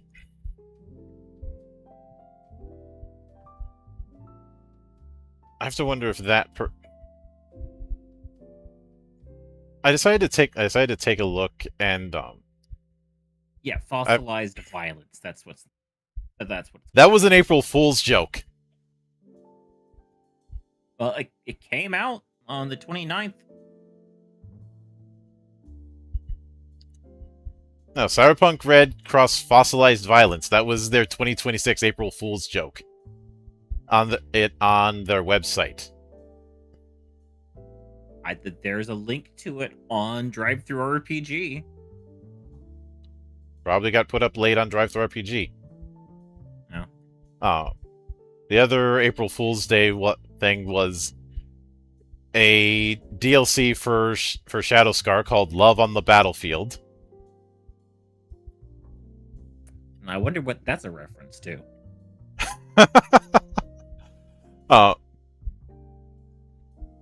Let me just read off the article, and you can judge for yourself. We've heard you loud and clear. At first, we thought the first supplement for the Shadowscar TTRPG would be a player option book with gear and techniques across the mosaic, but a little bit of market research has shown us that you all are far more interested in dating the enemy. So it's time to announce Shadowscar Love on the Battlefield. This will be a 240-page supplement that details everything you could need to date a yokai. New handler abilities so you can set up a fantastic first date. New items including boxes of enchanted chocolates, vintage wine, and lacy lingerie. Exclusive dating profiles for 50 yokai that are single and ready to mingle. Learn what they hate, what they love, and what tickles their fancy. 50 date spots across the mosaic where you can take your yokai lover for a romantic getaway. a new shinobi clan, the Kokoro clan, a group of passionate and empathetic ninja who use the power of love to bring the two sides of the war together in harmony.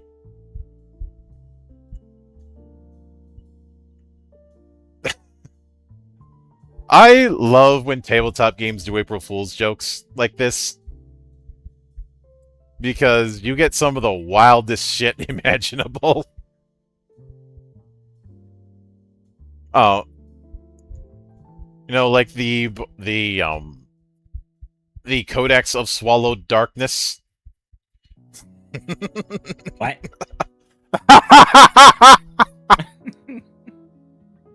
Oh yeah, that was an April Fool's joke for Exalted, and I will never read it on stream because I do not want us to get kicked. Wow. Kicked. And hello there, Cynthia, and hello there, Lyco. And yep, you do see her artwork in the back. Oh, but I don't know when the. And when it comes to fossilized violence, the article that they put is saying, well, we're putting dinosaurs in Cyberpunk Red, but we aren't putting them in the Cyberpunk canon. After all, Beitman's story is just a late-night radio urban legend. But we are giving you dinosaur stat blocks. What you do with those stat blocks is your business. We won't smash down your door if you break them out for your table. Rooster. Why are we doing this? Well, because first, it's fun, and second, we want to draw your attention to Fossilized Violence, a new TTRPG created by James Hutt, coming soon from our Tessorian Games. In Fossilized Violence, you play as a caveman fighting evolving dinosaurs. Break out your toy dinos and toss them on the table for the game. Get out your character with 140 plus pieces of equipment made from downed primordial corpses. Was James Hutt just playing Monster Hunter and decided he wanted to do that at the table? I mean, I'm not against it. I'm not either. I just said it kind of sounds like it. Mm-hmm. Yeah. We need a good Monster Hunter tabletop RPG. So Yeah, and there is a quick start for Fossilized Violence. yeah, and I already got the proper book. I skimmed through it a little bit while I was waiting for code to compile. And speaking of Zan, Shadowscar got the full Valley of the Judge treatment recently.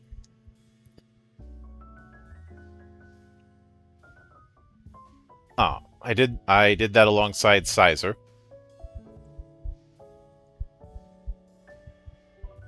And I did send that over to Alta Saurian Games on Twitter. Full playlist and everything.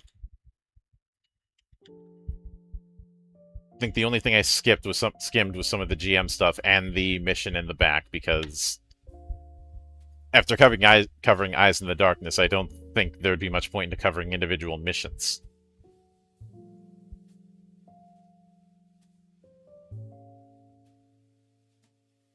But with all of that said,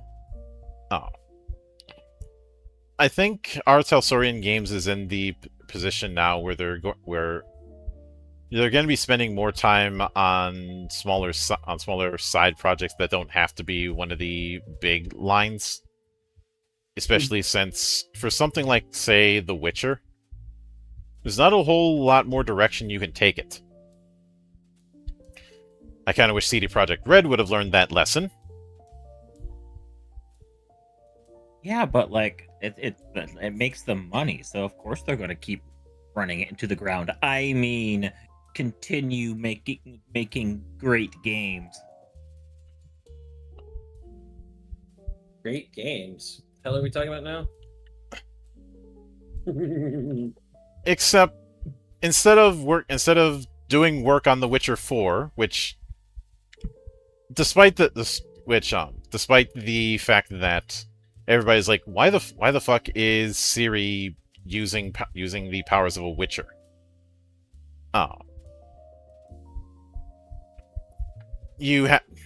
instead they just did another expansion for for 3,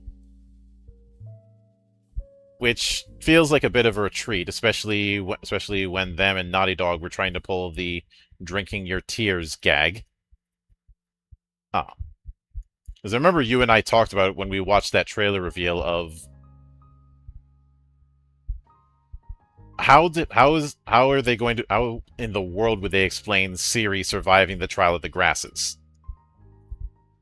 Or even needing it. One, it'd kill her, and two, she doesn't really need it. Yeah, because she has magic. Hmm. Yeah, like she just has straight up magic. She doesn't need any of the Witcher stuff.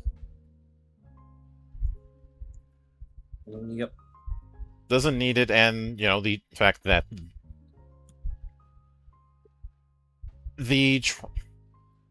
let's be honest, the Trial of the Grass isn't far removed from, like, Gene Seed in 40k in terms of how invasive it is.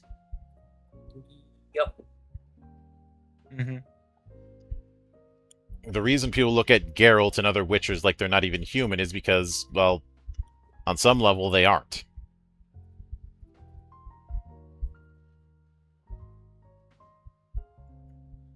And I do find it funny that on some late night shows, I think it was either on Late Night with Colbert or something like that, they had Henry Cavill on, and Cavill was asked which of the potions he would try, and he's like, none of them. They'd kill me. yeah, exactly. Oh. Which, yes, they would, because they're not meant for humans. Any human that tries to drink a potion that Witcher uses, that a Witcher would use, would end up dead. Oh. No. It's almost up there as like trying to drink whatever the hell the space wolves make. You mean the shit that actually connects them to chaos a bit and makes them turn into the Wolven? No. I meant their booze. Hmm. Same difference. Oh, regular booze won't do a damn thing to their metabolism. Uh-huh. So they need to make the strongest rot gut possible.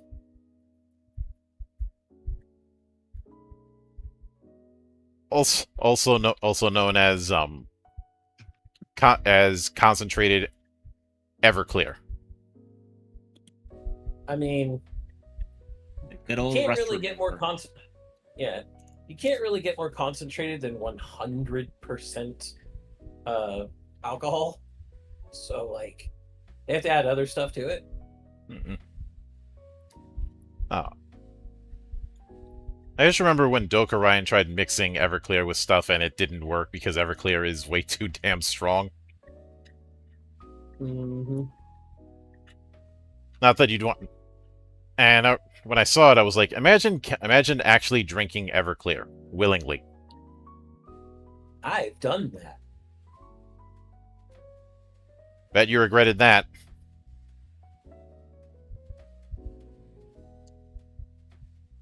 We drunk pretty fast. I was happy about that. Yeah, the good part is it'll get you drunk. The bad part is it feels like setting your throat on fire. I didn't really notice after I was drunk. Mm-hmm. Oh yeah. But and truth be told, we are getting a proper follow-up to The Witcher. Getting back to that. It's called Blood of the Dawnwalker. Like, the devs for that weren't exactly being subtle, naming their new studio Rebel Wolves.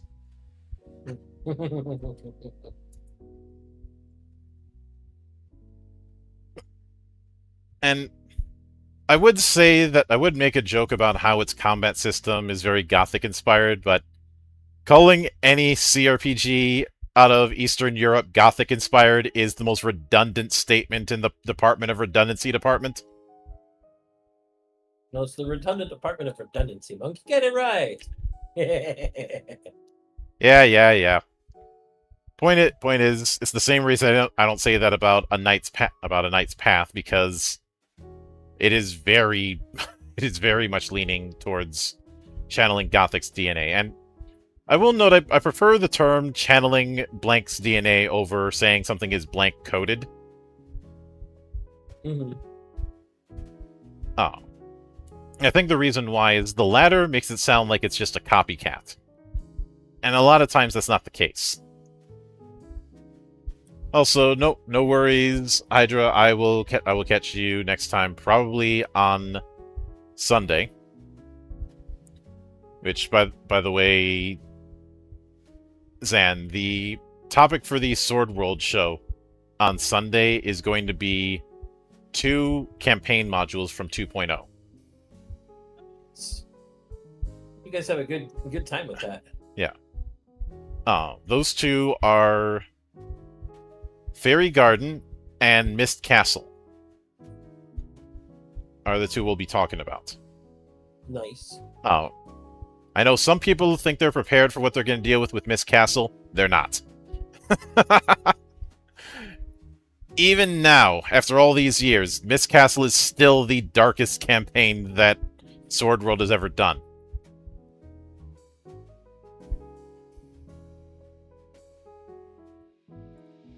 Yup. Although with one part that ended up making me think of Promised Neverland, except not complete ass. So, it being good. Yeah. It is a good campaign, and I can think of one person who is still here who will be very familiar with it.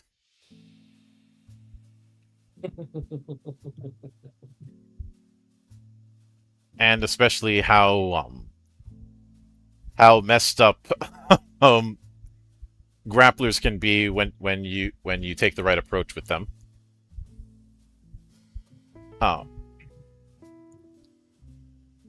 Because of the recent official translation on the works, I've been seeing some openly discuss the idea of doing conversion kits from 5e to Sword World, and I'm like, my best advice, don't. It is, Sword World is so different compared to 5e. Not, yeah. Sword World and 5e can't even really be compared. No. Hmm. And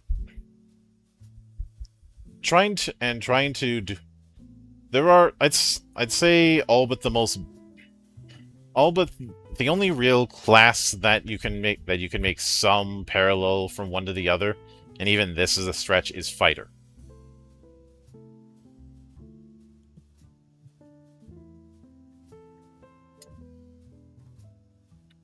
I was going to say quite a stretch. I said closest. Yes, even though it's the closest, that's still quite a stretch. When I say closest, this is akin to jumping the Grand Canyon versus jumping Lake Superior. I'd rather jump Lake Superior just because if I crash, I probably won't die as much. Tell that to the Edmund Fitzgerald. I said as much for a reason. Don't ignore my qualifiers. No, the qualifiers shall be ignored for the funny bit. Mm-hmm. You gotta stop that. I mean, it's part of my shtick. Your shtick? Yeah. Well, something stick it up your ass, something more perverted jokes. Mm-mm. I can't be bothered right now.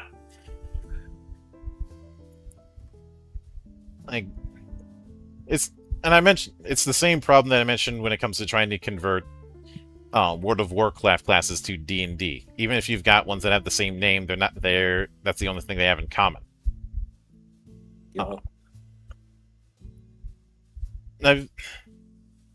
I have seen some argue that classes in WoW, like say Paladin or Druid, you could make some parallels, and I'm like, Paladin, maybe, Ish. Still a stretch. Oh, Once again, we know how large that stretch is. yeah, this is Reed Richards being drawn and quartered. Uh-huh. But Druid, no. Like,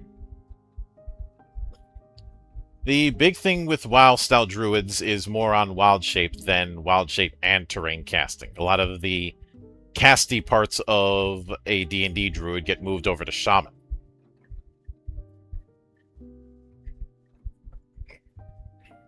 And I know some have said if they did this with 4th edition that I wouldn't have as much of a problem. Nope, still be a problem. It might be less of a problem because of the fact that you have a variety of powers to call upon, but still a problem.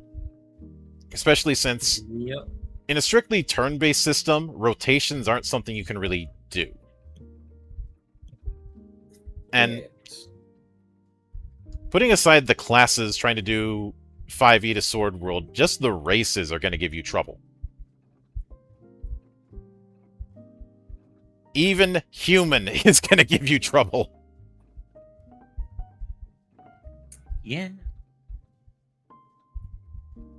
And especially, like, dwarves and elves, because they have a more blatant elemental leaning compared to D&D dwarves or elves. You know, Sword World's elves are closely linked to water, and the dwarves are closely linked to fire.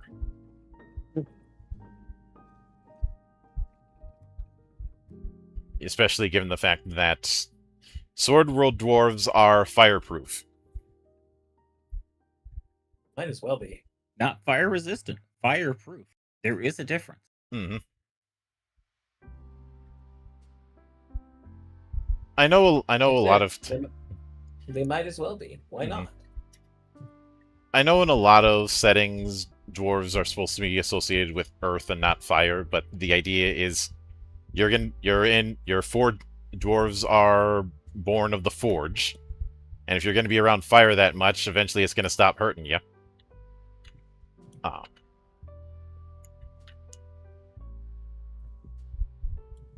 Plus, there's also the amusing fact that dwarves and elves are humans who decided to follow one of the pantheons early on,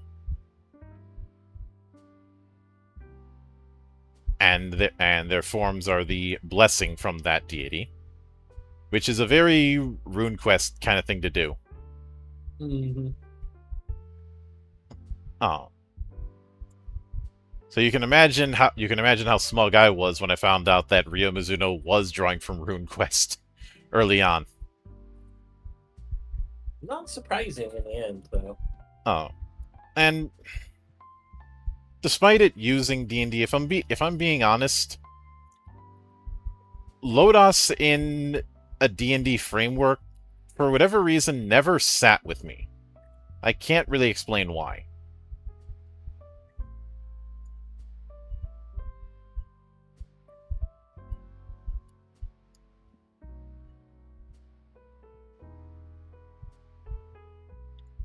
I think part of it is the issue that the setting isn't just an excuse to do dungeon delving, and in fact, the only real big dungeon delve in Lodos was during the Demon War. I'm trying to think if there were any other cases where you were focused on dungeon delving in Lodos. Most of the time that wasn't the case. The bigger focus was the conflict between major factions and everything being Carla's fault. Mm-hmm. I think that's why the whole Lodos's Japanese D&D thing didn't really sit with me. Yes, I know about the replays, and I know that it was born out of his D&D campaigns, but it's one of those things where it's in the same vein as like Goblin Slayer, where I'm aware that it was based on the writer's D&D campaigns in college, but the story that came out of that doesn't feel like D&D, or at the very least, I think his campaign was a heavily house ruled thing. Likely. I could see it. I could see it for Goblin Slayer.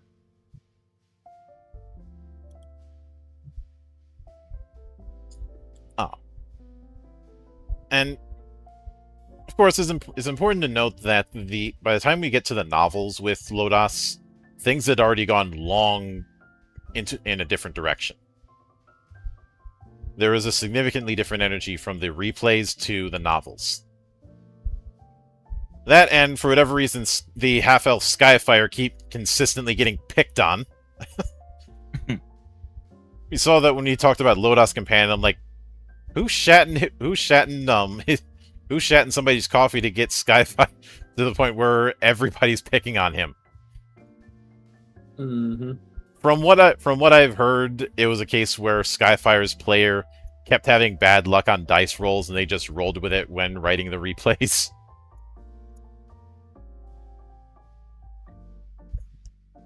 Because the cast that we know from the novels, that was the focus of the first replay. There were 3 Lodas replays, all 3 of them translated.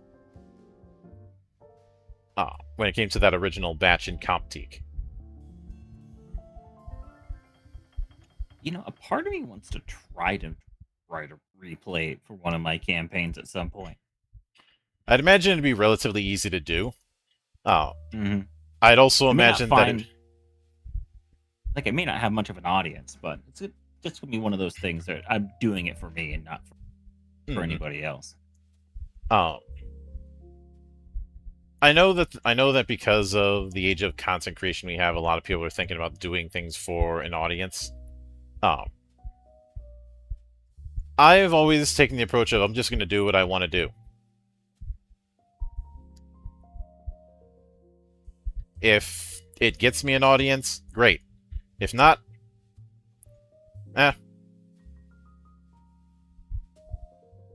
it is what it is. I mean, like, what? Some of the best IPs were just a bunch of people being like, "Hey, we're making this for us, not to actually make a profit." Mm-hmm. But I will note that I feel like as we get closer and closer to that official translations Kickstarter, I'm probably gonna end up getting more and more of a reputation of calling out bad videos on the subject.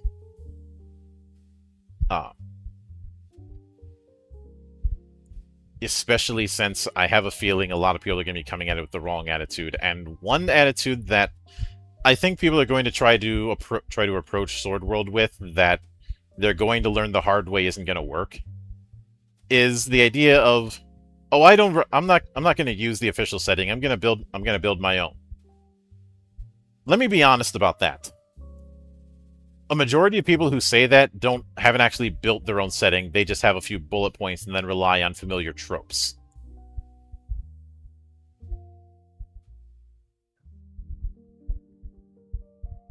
The people who actually build their own setting are rare. Mostly because building your own setting takes time and a lot of writing. I mean, sometimes a session being full. It depends on the campaign. If you're just making a campaign for beers and pretzels, that's fine. Just throw something together vaguely based upon Venture Brothers, Archer, and I don't know, He-Man. Yeah. With some settings you could probably get away with that, or with some games you could probably get away with that. Games like Lancer or Sword World, I don't think you can. Because they are very, very married to their particular style of fantasy. In the same way that you can, in theory, hack together a alternate setting for the Modern Knight instead of using the Modern Knights in Vampire the Masquerade. practically speaking, you're not going to see it as often because so much of that game's design is built around the modern knights and the different clans. Which, speaking of vampire, I did see what the new direction in V6 is going to be, and I already have issues.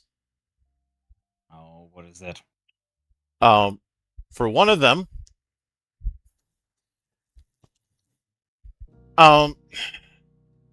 Diogo wants to mix health and blood into the same resource, so that when you're using your arts as a vampire, you are drawing upon that same source. And I am immediately reminded of the position thing with Dark Souls 5e that I hated. Yeah, where everything was HP. Zan, you and I talked about that and how even when we got the preview, we said that was a bad idea. Yep. Yes, we did. It was a terrible idea. And even now, I still think it's a bad idea because when you put a resource with that amount of limitation, people are going to be defensive, and overly reliant on defensive play is not a good idea. I'm pretty sure Miyazaki has ended up making Dark Souls 2, 3, and Elden Ring in a way to try and move away from defensive favoring tactics. Mm-hmm. I think he said that at one point where he didn't want people to overly rely on shields around the time that Dark Souls 3 came out. Yeah. I mean, like, wasn't that his main driver for Bloodborne to try to go make people either parry or dodge out of the way? No, the rally system was there to make you act much more aggressively.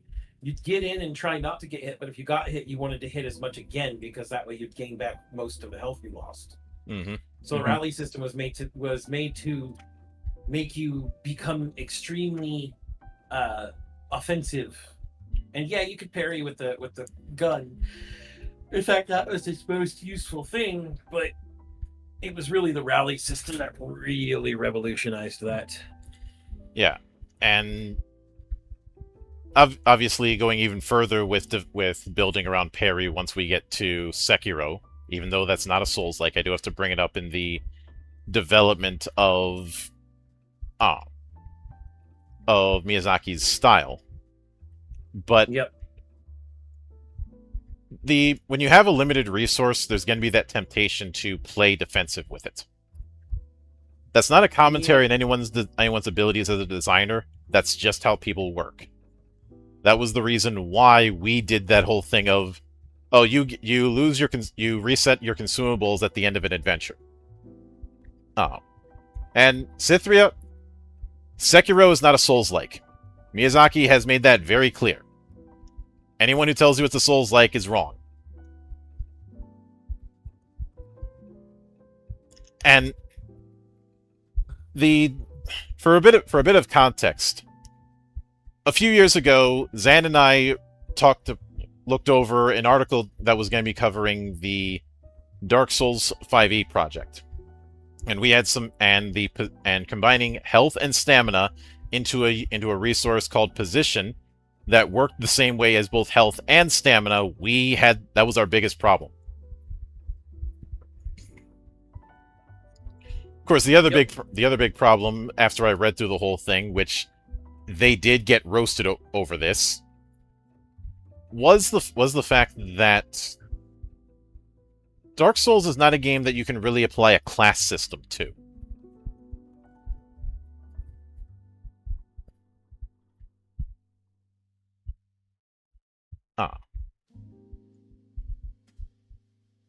It's like, yes, you have the starting builds at character creation, but those are just starting packages. After that, you can go in whatever direction you want.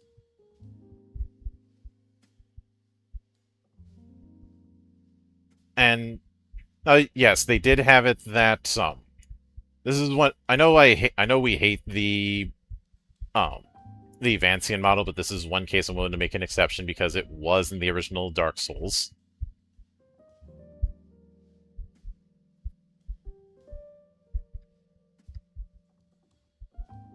But going with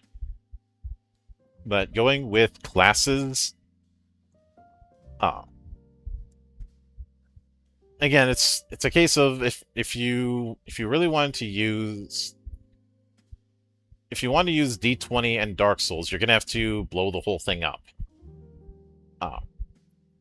And before anyone asks, no, earlier D&D wouldn't be able to do Dark Souls any better. So if you think, oh, just use BX, get the fuck out.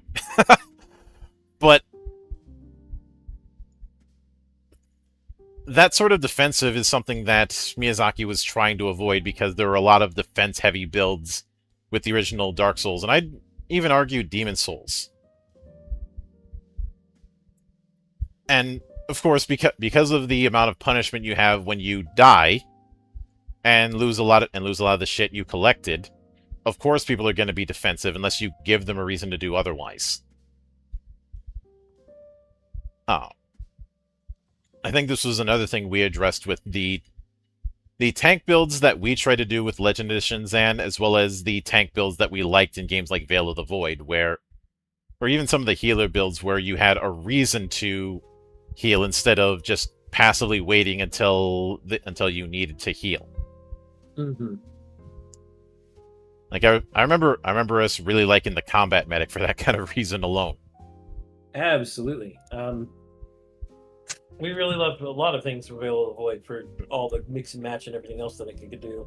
Yeah. And, the failure for casting, when casting gets faily. Especially high-level casting, which if that fails, run the fuck away. Everybody wants a 50 by 50 square super spell on top of a monk. What are you talking about? But doing that with the intent stated when it comes to doing that with Vampire V6 for the whole health and blood thing is to make it so that you have to drain blood more often to reinforce the whole you are a monster part. The problem is that only works with certain clans, and it's going to make people play with their vampiric abilities more defensively. Yep. The other thing, and this is something I am very much against, he wants to make Shabbat playable. No. I don't know much about Vampire, and that's something that should be a no. He wants to make...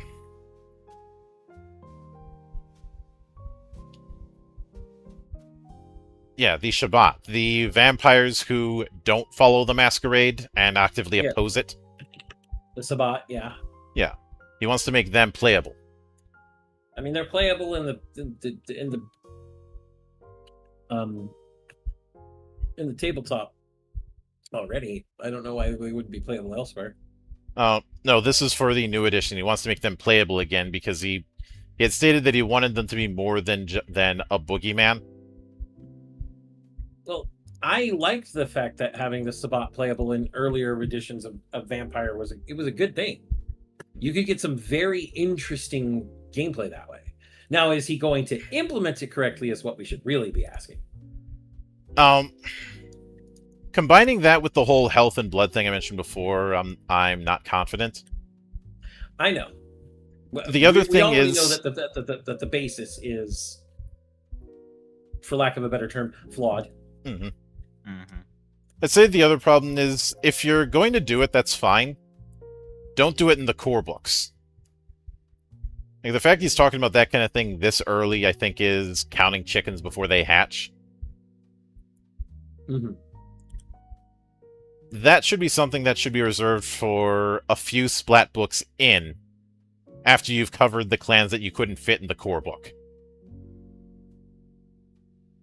I get it. There's a lot of clans, and there's no way you're going to fit even half of them in the core book without it being ridiculously big. Yeah. So, putting aside our own history with him, I'm not confident that he's going to be taking V6 in the right direction. I'm not confident anything outside of outside of the original White Wolf is really going to do anything better. But that's just me. Mm-hmm. Unfortunately, on that front, I have more than my fair share of alternatives. Yes. Because unlike the people who keep being a dog sitting on a nail, I'm always going to favor looking for an alternative instead of just having a perpetual problem. But it's for that reason that there's already some very good Dark Souls adjacent TTRPGs out there. We've covered a few of them on this channel. Yes, we have. Same thing with Bloodborne, so whether it be When the Moon Hangs Low or Frag the Turnip. I am looking forward to 2nd edition. Especially since Wade Dyer, our good friend, is one of those designers who seems incapable of missing. Even in something more beer and pretzels, he doesn't miss. Yeah. But also, I mentioned this on Twitter the other day, but I find it kind of funny that a big criticism I see of certain TTRPGs is that they feel too much like board games, which is one of those tells me enough to tell me nothing kind of things. And yet, when I look at, then I see Studio Agat doing a RPG version of the Nemesis board game, which, by the way, is really damn good. And I believe they'll be able to pull it off because Studio Agat is very good at their job. Mm-hmm. And they've flirted with dark storytelling since Shadows of Esterin. This is just the first time that they're doing science fiction instead of fantasy. Mm-hmm. Hell, even the 5e project Fate Forge had enough interesting stuff in it that I was willing to cover it with Flame. Mostly because it's significantly modular in its tone. But with that said, I do want to. I figured we've rambled and yapped enough. I think we'll do the wrap up here before I get myself too far ahead. Okay. So I will be back here with the Valley of the Judged on Thursday, covering A Wanderer's Romance. Maybe I'll squeeze in Arcane Heroes as well, and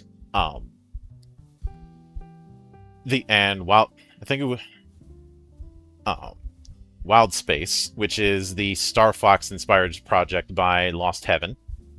That'll get covered tomorrow. And I believe we'll be back at Augusta Universalis on Friday.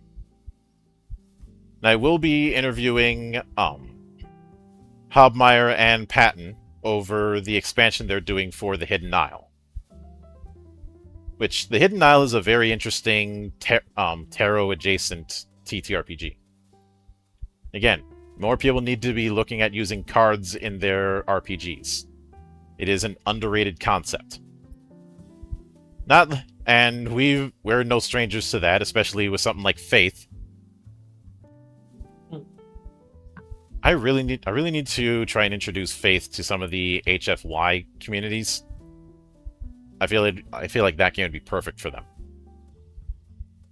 Oh yeah, probably would. HFY would love that shit. Mm-mm.